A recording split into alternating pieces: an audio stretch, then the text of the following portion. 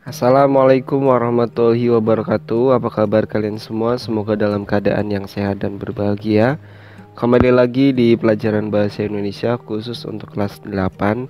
Kali ini kita akan membahas tentang berbahasa persuasi. Dalam pertemuan pertama video ini, saya akan menyampaikan tentang pengertian persuasi.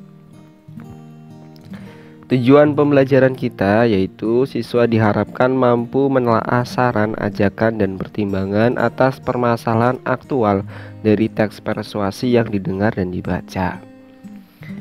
Apa itu persuasi? Pernahkah kamu terbujuk atau membujuk orang untuk berbuat sesuatu? Nah, itu artinya kamu sudah cukup akrab dengan hal-hal yang bersifat persuasif. Itu berarti pula teks persuasi bukan lagi hal yang asing bagi kehidupan kamu sehari-hari. Bahkan kemampuan untuk bisa mengaruhi orang lain, berpersuasi, sangat penting kamu kuasai, misalnya dalam kegiatan berbicara di depan umum. Dalam bab ini kamu akan memahami dan menelaah struktur teks persuasi. Dengan begitu kamu pula akan mudah di dalam mempersuasi orang lain untuk bersama-sama berbuat sesuatu yang bermanfaat tentunya. Perhatikan contoh berikut. Terus terang saya merindukan teen lead yang berani, jujur, wajar, dan otentik. Sebuah tontonan yang mengekspresikan kemiskinan dengan kemiskinan, kelas menengah secara menengah, orang kaya sebagai orang kaya, pelajar sebagai pelajar, dan remaja sebagai remaja. Kartini-kartini di SMA bukan lagi mereka yang hanya sibuk dengan penampilan, pamer barang mewah, mengumbar kekasih, hingga lupa pada semangat keindonesiaan dan upaya mengejar kepintaran seperti telah ditunjukkan R.A. Kartini. Untunglah Kartini yang terkenal dengan semangat patriotiknya tak sempat menyaksikan teen lead.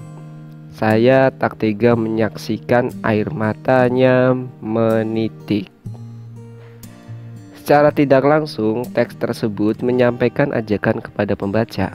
Ajakan ditujukan kepada pelaku-pelaku dunia perfilman untuk membuat tontonan atau sinetron teen lead yang jujur, wajar, dan otentik. Penulis juga berharap agar tontonan-tontonan itu tidak melupakan semangat keindonesiaan dan dapat mengejar kepintaran sebagaimana yang telah ditunjukkan oleh R.A. Kartini. Dengan karakteristik tersebut, teks di atas digolongkan ke dalam teks persuasif. Teks tersebut berisi ajakan atau bujukan. Pernyataan-pernyataan di dalam teks tersebut mendorong seseorang untuk mengikuti harapan atau keinginan penulis. Sebagai tulisan yang bersifat ajakan, pernyataan-pernyataan di dalam teks tersebut cenderung mempromosikan sesuatu yang diperlukan pembaca. Jadi pada teks persuasi di atas tadi, seorang penulisnya itu berharap kalau sinetron-sinetron yang sering muncul di televisi ya tidak lagi cengeng-cengengan, tidak lagi membahas tentang cantik-cantikan. Bahkan ya kalau kita lihat film-film di sinetron itu rata-rata main geng-gengan ya. Nah, itu tentu saja sangat berbeda jauh dengan apa yang disemangatkan oleh R.A. Kartini, di mana seorang perempuan pada zaman R.A. Kartini itu mengharapkan posisinya sejajar dengan laki-laki dalam hal intelektual dan kedudukannya ya di tengah-tengah sosial. Perhatikan teks berikut. Penyebab seseorang mengalami gangguan pencernaan antara lain pola makan tidak teratur. Misalnya sering terlambat makan, kurang mengonsumsi sayur dan buah, dan kurang memperhatikan gizi makanan. Salah satu upaya menjaga saluran pencernaan agar tetap sehat, makanlah dengan pola makan sehat dan seimbang. Teks tersebut, waduh ribet banget ya. Teks tersebut merupakan contoh lain dari teks persuasif. Di dalamnya juga terkandung bujukan. Hal itu sebagaimana yang tampak pada bagian akhir, yakni makanlah dengan pola makan sehat dan seimbang. Namun sebelum menyampaikan bujukan itu, penulis mengemukakan sejumlah pendapat yang bisa mengantarkan pembaca untuk mau mengikuti bujukannya. Dengan demikian, di dalam teks persuasif terdapat pendapat-pendapat seperti halnya di dalam teks argumentasi. Mungkin aduh, ada distract. Tadi ada motor lewat, mohon maaf ya. Mungkin pula tersaji fakta ya. Jadi di dalam sebuah teks persuasi itu kita harus menyampaikan fakta supaya orang yang mendengar ajakan kita itu tertarik. Di dalam teks persuasi, baik pendapat ataupun fakta digunakan dalam rangka mempengaruhi pembaca agar mau mengikuti bujukan-bujukan itu. Jadi dengan adanya fakta itu, pendengar kita atau orang yang sedang kita bujuk, ya akhirnya dia tertarik dan mau melakukan apa yang disarankan oleh kita. Perhatikan teks berikut. Sejak terjadinya bencana gempa, bumi dan gelombang tsunami itu seringkali bencana tersebut dijadikan sarana untuk memungut uang dari masyarakat.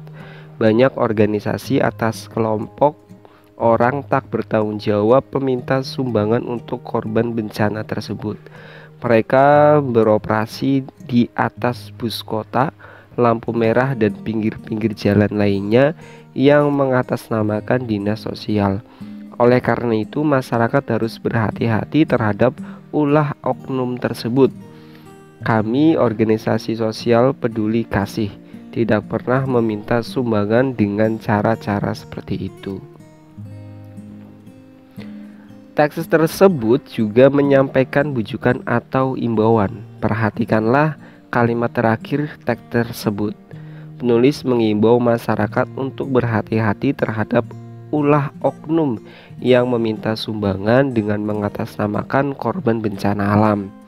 Sebelum itu, penulis menyampaikan sejumlah fakta yang bisa meyakinkan dan memengaruhi pembaca dengan bujukan-bujukannya itu. Pernyataan-pernyataan yang dimaksud di dalam contoh tersebut sebagai berikut. A. Sejak terjadinya bencana gempa bumi dan gelombang tsunami itu, seringkali bencana tersebut dijadikan sarana untuk memungut uang dari masyarakat. Nah, kita biasanya suka lihat ini di lampu-lampu merah ya. Yang B, banyak organisasi atau kelompok orang tak bertanggung jawab meminta sumbangan untuk korban bencana tersebut.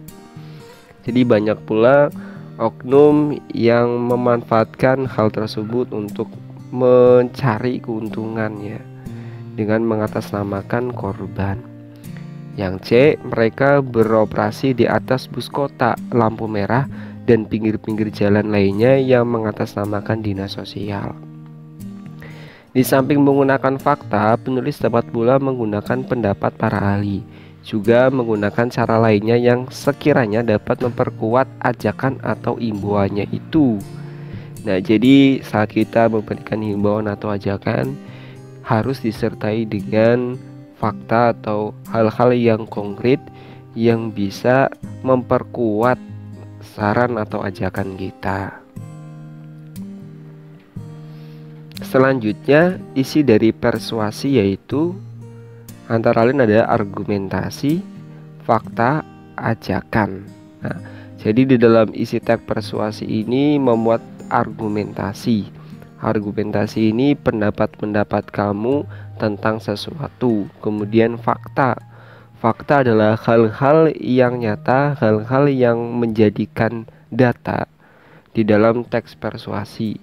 Kemudian ajakan. Ajakan ini biasanya ditulis secara langsung oleh penulisnya, seperti marilah, lakukanlah, ya, dan lain sebagainya.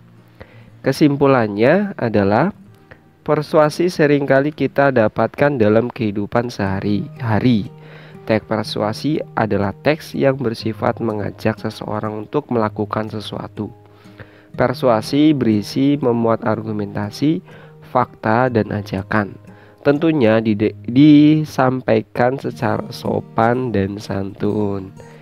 Nah, demikian itulah materi tentang pengertian persuasi. Mudah-mudahan dapat dicerna dengan baik. Mohon maaf apabila dalam penyampaian video kali ini saya sedikit berlibet ya, karena memang teks-teks yang saya bacakan itu secara spontan dan hanya sekali rekam. Maksudnya supaya terlihat lebih natural seperti ketika kita sedang ada di Zoom ya atau VidCon. Kalau ada masukan atau videonya terlalu cepat membahas materi ini atau kurang lengkap dalam penyajiannya, silakan berikan kritikan atau masukan. Saya undur diri. Billahi taufik wal hidayah. Wassalamualaikum warahmatullahi wabarakatuh.